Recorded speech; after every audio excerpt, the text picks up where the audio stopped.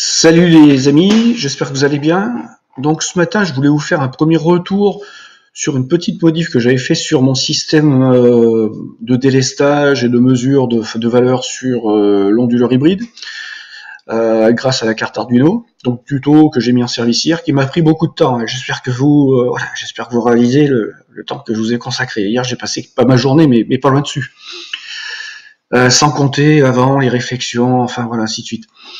Donc, depuis hier, je me suis amusé, j'ai fait une petite modif de programme qui me permet de calculer et d'extraire le cosinus phi sortie onduleur, ce fameux cosinus phi. Donc, pour que vous compreniez bien, ceux qui connaissent pas la problématique du cosinus phi, je vous ai donné ce lien, conseil thermique. Je sais pas trop s'il y a une démarche commerciale derrière, peu importe. J'ai trouvé que la page avait quand même des informations sympathiques, que c'était présenté de façon assez claire. Donc, vous l'avez à l'écran. Si vous voulez connaître le lien, vous l'avez là. Je vous le mettrai pas spécifiquement en commentaire, mais disons que ça m'a permis de faire une illustration autre que ma tronche du matin. Donc, petit récapitulatif. Et puis d'ailleurs, quand on parle cosinus phi, sachez que dans l'industrie, là je vois qu'il nous parle d'une fameuse EcoBox. Alors sachez que dans l'industrie, ça c'est des choses qu'on utilise couramment, c'est des batteries de condensateur. Dans les armoires de distribution de moyenne puissance, on a la plupart du temps, à côté de cette armoire, une autre armoire, un coffret, dimension environ 50 par 50 par 40, qui à l'intérieur, ce sont des condensateurs qui sont alors câblés, série, parallèle, je sais pas trop. J'ai jamais ouvert, j'ai jamais cherché à comprendre. Mais on a ça, ce qui permet d'éviter d'avoir du courant réactif et donc d'avoir un cosinus phi. Parce que EDF derrière, ils aiment pas qu'on leur envoie du courant réactif. Voilà, donc ça c'était le petit aparté. Concrètement donc, ce que j'ai fait hier, c'est que j'ai fait une modif grâce sur Arduino qui permet de calculer très facilement, très rapidement et en direct la valeur du cosinus phi en sortie de l'onduleur. Je dis pas en entrée. D'ailleurs, ça serait très intéressant de pouvoir le faire en entrée. À un moment donné, je me pencherai sur ce sujet-là. J'espère que j'aurai pas rajouté d'appareil d'ailleurs. Ouais, quoique, allez, pourquoi pas. Peut-être une petite carte Arduino mise là juste pour mesurer le courant, la tension et avoir ce cos-phi. Peut-être que ça serait intéressant en tant que projet pour avoir de vraies informations. Ouais, ça serait intéressant. C'est bien faire ces vidéos. Ça permet de temps en temps d'avoir de nouvelles idées. Et donc j'ai pu extraire ces valeurs de cosinus phi sur les 13 dernières heures. Donc ça, ce que vous voyez, c'est les données jusqu'à il y a une demi-heure. Et puis jusqu'à 13 heures en arrière. Et vous pouvez voir que le cos phi en sortie onduleur a été a oscillé entre 0,95, 0,97 même, et puis 0,80. Même 0,75, vous voyez, à des périodes.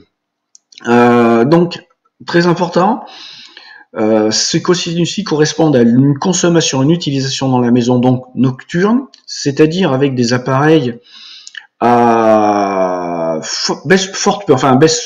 faible sollicitation, peu de puissance.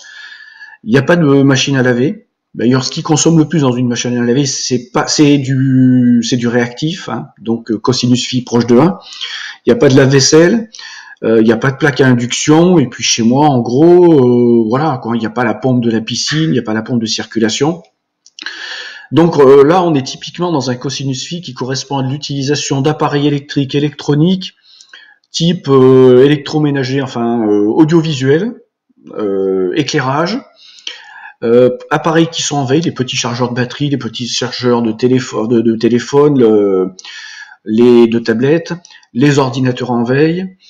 Et puis des divers appareils que vous pouvez retrouver par exemple sous tension, hein, comme ces lampadaires extérieurs avec une sonde de détection qui s'allume automatiquement lorsque vous passez. Enfin voilà, tout l'appareil courant que vous avez dans votre maison. Donc là on peut voir l'évolution de ce cos-phi de 0,92 à 0,92 du début jusqu'à la fin. Donc ça c'était un retour qui me semblait intéressant de vous montrer puisque maintenant je pouvais le faire sans trop m'emmerder. J'attends avec impatience de pouvoir, quand la météo sera favorable et qu'il y aura un plein soleil, de pouvoir faire basculer automatiquement machine à laver, lave-vaisselle et plaque à induction, lorsque j'aurai du RAB de production, sur l'onduleur, donc sur le photovoltaïque, pour voir l'impact précisément de ces appareils sur le cosinus phi. Voilà, donc le cosinus phi, vous aurez des indications sur cette page. Je vous invite à regarder ce lien ou pas, à vous pencher sur la puissance apparente, puissance réactive, puissance active, et le cosinus phi pour comprendre tout ça. Et puis tout ça aussi est en relation avec notre fameux compteur Linky. Voilà, Linky, parce que lorsqu'on va parler cosinus phi, puissance apparente, puissance réactive, donc puissance apparente c'est V, attendez, c'est en VA, volt-ampère, puissance réactive, je sais même plus, puissance réactive, je sais plus comment c'est, la valeur, c'est assez vieux tout ça. Hein. C'est pour vous montrer qu'une fois qu'on n'utilise plus des trucs, on a beau avoir ça, avec le temps, et donc la puissance active c'est des watts. Donc, le symbole c'est Q. La valeur, on appelle ça Q, alors que la puissance absorbée, puissance apparente, c'est P. Au passage, je vous inviterai à me dire quelle est l'unité de la puissance réactive. Tiens, comme ça sera votre petit exercice du matin pour combler ma défaillance. Donc le fameux compteur Linky, qui lui a une caractéristique en fait, lorsque vous passez d'un compteur normal à un compteur Linky, le compteur que vous aviez avant, si c'était, supposons, un compteur avec un contrat 6 kW, c'est un compteur. Le compteur, lui, en fait, vous permettez de sortir jusqu'à 6 kW. En dessous de 6 kW, tout se passait bien. Au-dessus, votre disjoncteur sautait. Le compteur Linky, lui, il a une caractéristique, c'est qu'en fait, il va pas sauter à 6 kW, il va sauter à 6 kVA. Vous, quand vous vous amusez à connaître, et vous connaissez un peu ces ordres de grandeur, vous vous rendrez compte que la puissance apparente est toujours supérieure à la puissance absorbée. Et donc, de ce fait, les compteurs ne détectant pas les mêmes compteurs et disjoncteurs ne détectant pas les mêmes types de puissance pour déclencher, avec le compteur Linky, parfois et même très souvent, vous allez être obligé de passer un abonnement de compteur supérieur en tarification et en puissance pour qu'il n'y ait pas ces disjonctions intempestives, ces mises en sécurité intempestives. Chose qui est récurrente et très connue. Ensuite, il y a toujours ce débat concernant ce que facture EDF réellement avec l'ancien compteur et ce que facture réellement EDF avec le nouveau. Est-ce qu'il nous facture les kilowatts ou est-ce qu'il nous facture les voltampères, donc la puissance apparente absorbée ou la puissance apparente, et quelle est la différence entre les deux? Vous allez voir, si vous amusez à faire des formules, à regarder les formules, la puissance active, P est égal UI cosinus phi, et la puissance apparente, en fait, c'est P égale UI. Là, voilà. Et donc, EDF, moi, ce que je sais, c'est que les anciens compteurs, eux, ce qu'ils vous facturaient, c'était P égale UI.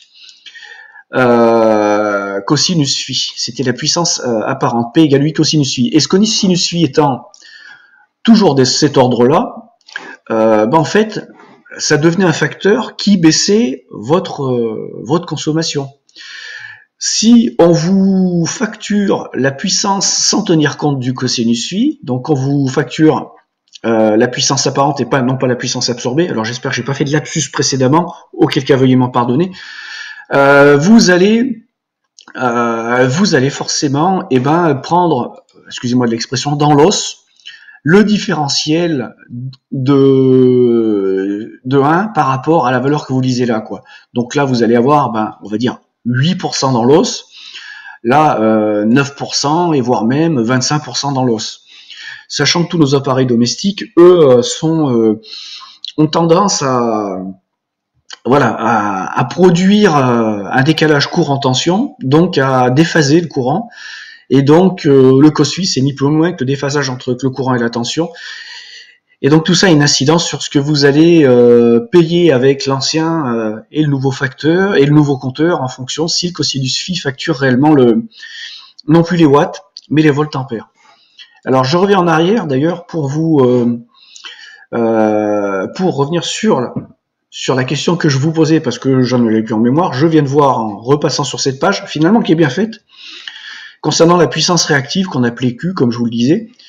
Voilà, il y a beaucoup, voilà, c'est une histoire de Q, quoi, en fait. Hein. Voilà, et donc aucun rapport avec Monsieur, voilà, non, voilà, restons corrects. Donc l'unité VAR, les voltampères réactifs, je suppose. Ben voilà, c'est ce que c'est marqué à côté. Je l'avais même pas lu, je l'ai deviné.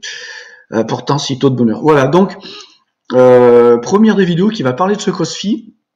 Et au fur et à mesure dans l'année, sans doute que je reviendrai dessus lorsque j'aurai pu faire des essais de COSFI, de mesures de puissance active et réactive en sortie d'onduleur, lorsque j'aurai branché, lorsque j'aurai besoin d'utiliser la machine à laver, lave-vaisselle, enfin tous ces appareils très énergivores sur l'installation, voir quel est l'impact sur le COSFI.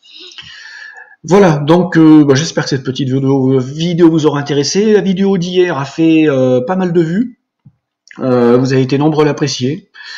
Alors allez, le programme que je vous ai proposé hier était un programme le plus simple possible pour que vous compreniez le truc. Il peut être encore amélioré, comme le mentionnait un abonné de la chaîne qui a fait un commentaire. Il peut être encore amélioré avec ce qu'on appelle du contrôle de CRC, c'est-à-dire contrôler l'exactitude que les données que vous avez reçues sont bien exactement les contrôles qui ont été envoyés.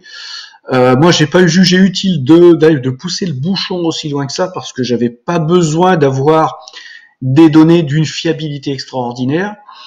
Les données telles que j'ai pu les voir et depuis le temps que je les ai mises en service et stockées et lues correspondaient exactement enfin j'avais pas de problème particulier, donc j'avais pas besoin de pousser le bouchon plus loin. Mais on peut toujours améliorer ce bout de programme, le rendre un peu plus compliqué avec ce fameux contrôle CRC. Effectivement. Donc cette vidéo, écoutez, j'espère que vous allez pouvoir vous amuser avec et qu'elle va vous être utile. Dans la quinzaine, je pense pas dans la journée. Peut-être que je vais m'y aventurer, peut-être que je vais m'y aventurer dans la journée, je sais pas. On va voir. Peut-être que je vais m'aventurer à faire cette vidéo peut-être en espagnol. Vu que la première s'est pas trop mal passée, j'ai pas eu trop de retours négatifs dans vos commentaires. Allez les amis, maintenant place au téléchargement. Mais pour vous, si vous l'avez, c'est que forcément elle a été téléchargée. À plus.